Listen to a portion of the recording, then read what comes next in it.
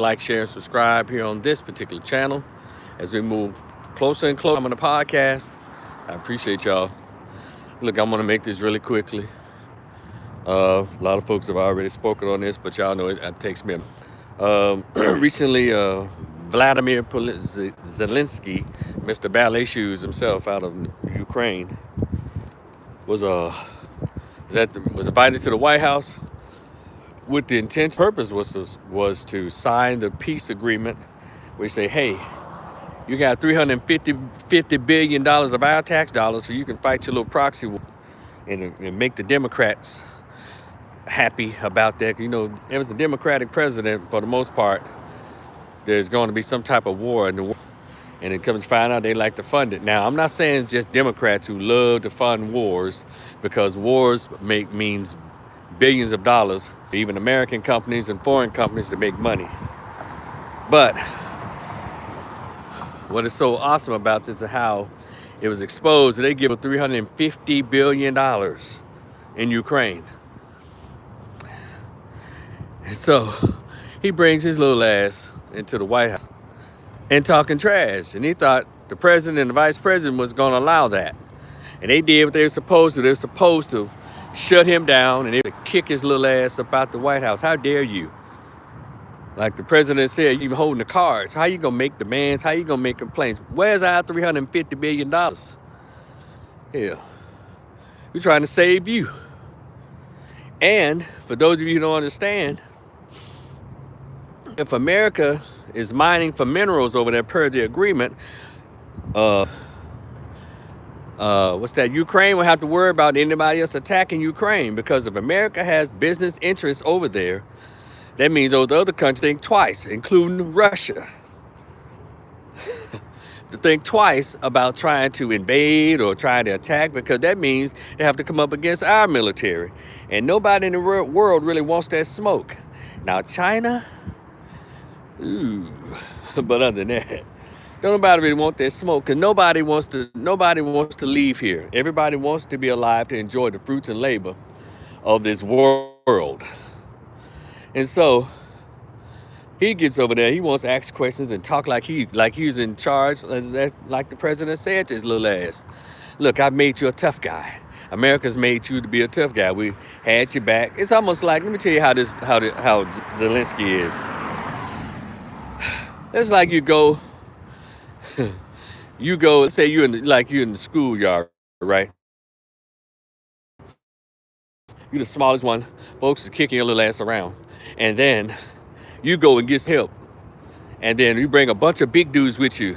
And he say, yeah, what y'all got to say now? Yeah, mother lover, what y'all got to say now? They fight the bullies. They beat them up that first time or two. And then the big guy, all right, this should be straight now, man. Then all of a sudden, he goes back by himself, starts some more stuff with the big guys. Yeah, but y'all already know what happened. He go back and get the big guys and say, look, man, we don't want to be wasting our time out here fighting these kids all the time when you can just shut your mouth and go about your way. We already whooped the one. And then the little guy says, hell no, I don't want this to stop. I want to stay on their ass. And then the big guy said, no, then you fight them yourself then, tough guy. See, that's what Trump told Zelensky. We had back. Now, we don't want to fight. We don't want this to go on. But his little midget ass, he want to keep fighting, but he want Americans to keep helping you. And America's talking about, look, we ain't trying to be in no wars. I got a damn house in Miralago, and other people got homes and all kinds of stuff they trying to live in. They ain't trying to do no wars, you little Napoleonic little jerk. And so he wanted that to keep going. And they did right. Then I heard the partner ask him, how come you don't wear a suit? Well, the thing is, I'd never seen anybody come in the White House, for any kind of peace talks, anything, undressed. And then, of course, Elon Musk was in there, was in the White House with no suit on. Elon Musk is an employee. He's an appointed guy, and it has nothing to do with what Zelensky is talking about. So y'all stop the whatabouts. It has nothing to do with that. I know these names, Trump, Elon, these words for the people who are suffering with the Trump derangement syndrome. And it's crazy. And speaking of the Trump derangement syndrome, There are people, there are Negro Americans who are literally saying, I stand with Ukraine. Y'all kidding me? They were very disrespectful with him. Who had, y'all kidding me, right? Y'all was watching the same video thing I watched. I watched the whole 10-minute conversation plus the extra 2 or 3 minutes afterwards. So the point is, can anybody come to your house and tell you what to do with your money, and you better pay for what they want you to pay for inside your living room? Can anybody tell you that before you put their ass out? So regardless, if you hated the uncle that live in that house, I think you'll still defend that house, right? So I don't understand you little turncoat traitors. Y'all are picking another country over this country? Y'all gotta be out y'all damn minds. I saw some Facebook and Instagram posts. I stand with Ukraine, Negro Americans. Y'all kidding me, right? It's just so sick. Y'all need to really seek therapy for your Trump derangement syndrome. Yeah, that's right, Night Rider. You don't come in somebody's house making demand threats. Who the fuck you supposed to be? And you ain't got to like Trump. You don't. And some of you just taking this dislike for Trump too goddamn far. Like, we haven't had 4 or 5 other presidents that y'all should have been disliking. That shit's crazy. But all of a sudden, Trump is the one y'all hate the most. I'm telling you, I can't wrap my head around it. If y'all don't like Biden the way y'all hate Trump, I don't take you seriously. Just don't. I can't take you seriously. If you don't have any hate for somebody, if you don't know where to vote for me, you ain't black. But you don't have no smoke for them? So 2 presidents got together, Bill Clinton and then Senator Joe Biden created Biden's law, and Bill Clinton was happy to sign it, the 94 crime bill that destroyed the black race. But y'all don't have no smoke for them. So that's why whenever someone say, fuck Trump, I don't take them seriously. I don't take them seriously. I can't. Because I'm old enough to have lived under presidents y'all really should be hating. But you don't. Trump is the one y'all hate the most. And quiet as it kept, there's a lot of stuff that's being beneficial. But you can't see past your Trump derangement syndrome. So much so. Your derangement syndrome. So much so that you motherfuckers taking up for Zelensky. That little bastard. Jasmine Crockett said that Mexico and Canada win the turf war. This bitch, this is a United States Congresswoman. Said this about the country where she lives in. I expect this from an Omar Elion, or that Kasich or AOC Trump. But Jasmine Crockett is an American, homegrown, cornbread fed American out of Texas.